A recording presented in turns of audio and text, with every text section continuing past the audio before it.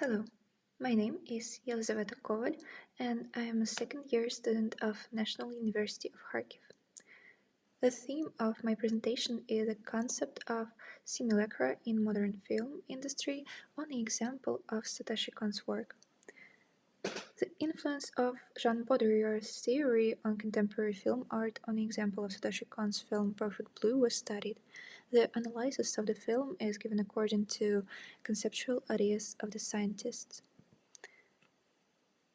Here you can see the keywords of the presentation, and here the contents. To the introduction. The modern film industry have various philosophical ideas in it.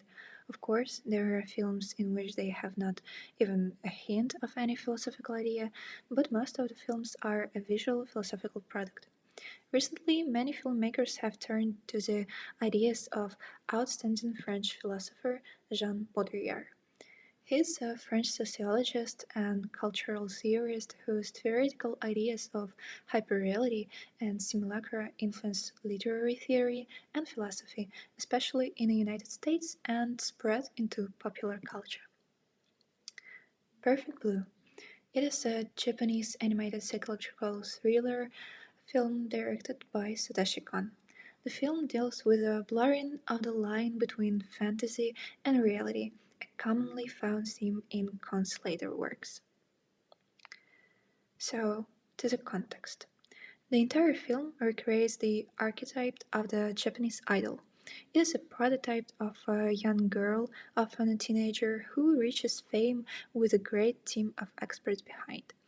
This group carefully studies every aspect of her personality and physique. Competences are required to the idol: singing, acting, and obviously modeling. Her music is purely commercial, and no creative freedom is given to the singer. The idol is basically the public image of a superstructure controlled by record labels. That's why, despite the fame, they are considered second-rate artists, and some people don't want to be linked with them. Idols' private life is usually a matter of a public debate. Hypersexualization, the early age they usually reach fame in, the burden of carrying out $1 million industry, and aesthetic pressure are, among other factors, the reason of common premature withdrawals from public life if the industry has not already done it. So, the simulacra and hyperreality in a film. The whole movie can be studied under the concepts of simulacra and hyperreality. It is said that hyperreality is a fundamental state of postmodern society. It consists of the state mind enters when conscience can no longer differentiate reality and fantasy, and everything turns into simulacra, which is identifiable with a condition that Mima develops throughout the story. She is dehumanized, justifying her dissociation to reality. Referring to the notion of identity, Baudrillard wrote that it is a dream of pathetic absurdity. They dream to be their true self when they have nothing better to do, when they've lost their singularity. That is the point of Mima. She has had her singularity stolen. So her public image, the one that shows the audience, her avatar studied and created by strangers, her simulacra, has been mixed with her intimate image.